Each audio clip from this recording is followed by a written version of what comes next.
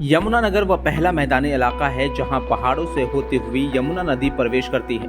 हर साल यमुना में आने वाली बाढ़ का पानी प्रशासनिक लापरवाही के चलते खेतों और आबादी वाले इलाकों में जमकर तबाही मचाता है। हालांकि हर साल सरकार बाढ़ रोकथाम कार्य के लिए करोड़ों रुपए का बजट भी बनाती है, लेकिन ज्यादातर बाढ़ राहत कार्य बाढ़ के पानी में ही बह जाते हैं। ये गंभीर आरोप आरटीआई एक्टिविस्ट और समाज सेवी एडवोकेट वरयाम सिंह ने लगाए हैं। एडवोकेट वरयाम सिंह का कहना है कि गुमथला घाट पर बाढ़ रोकथाम कार्य किए जा रहे हैं, जिससे जानबूझकर बारिश से ठीक पहले करवाया जा रहा है ताकि पानी आने के डर से इस काम को आनन फानन में निपटा दिया जाए। इस कार्य में लगाए गए करोड़ों रुपए बाढ़ के पानी में बहा दिए जाए। एडवोकेट वरयाम सिंह ने हरियाणा सरकार से मांग करते हुए कहा है कि पिछले 20 सालों में हुए बाढ़ रोकथाम कार्यों की जाँच की जाए, क्योंकि अगर ईमानदारी से यह काम होता तो हथिनी कुंड से दिल्ली तक के तटबंध पक्के हो जाते। उन्होंने कहा कि सरकार अस्थायी काम की जगह स्थायी काम करवाए ताकि राजस्व का नुकसान भी न हो और जनता को भी राहत मिल सके।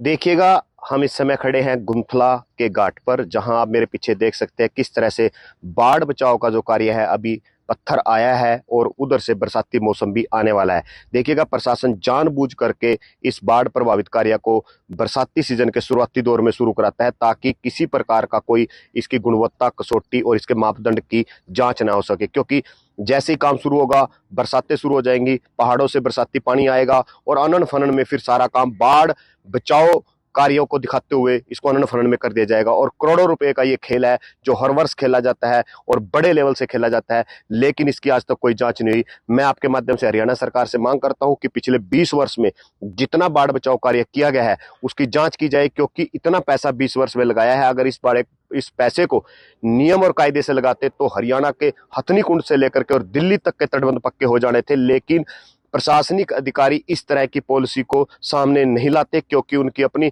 कहीं ना कहीं जो दुकानदारी है वो बंद होती दिखती है और जो जानबूझ करके हरियाणा सरकार के करोड़ों रुपए का जो नुकसान है वो हर वर्ष कराया जाता है, क्योंकि इस पॉलिसी को नियमित पॉलिसी भी बनाया जा सकता है, जबकि अस्थायी बाढ़ प्रभाव कार्य के नाम से कार्य किया जाता है।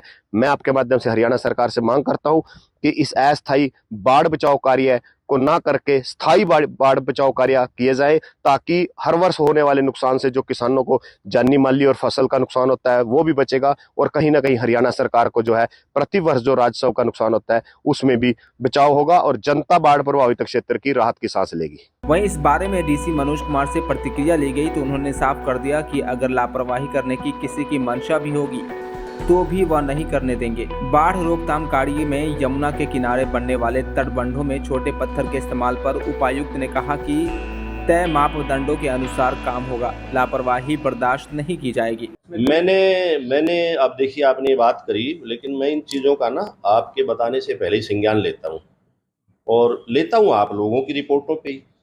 मैंने अखबार में एक रिपोर्ट पढ़ी थी जिसमें बताया गया था कि 18-20 किलो का एक पत्थर होना चाहिए शायद, जो कि वो पत्थर छोटे हैं, कुछ पेबल्स भी हैं छोटे छोटे ना। तो वो मैंने उसी दिन में सेम डे, जैसे मेरे पास ये आप देख रहे हैं ये आती है मेरे पास ना प्रेस कटिंग, ये मैंने एसडीएम को भेज के इंक्वायरी मार्क कर दी थी। उसमें मिक्स वो आया हुआ है, यस यू आर राइट, और उनको सेग्रीगेशन का काम उस वक्त चल रहा था। बिल्कुल भी सब स्टैंडर्ड चीज़ छोटा पत्थर यदि किसी की मंशा भी होगी ऐसा करने की तो नहीं होने देंगे। बिल्कुल जो तय पैमाना है उसके हिसाब से काम होगा। This will ensure.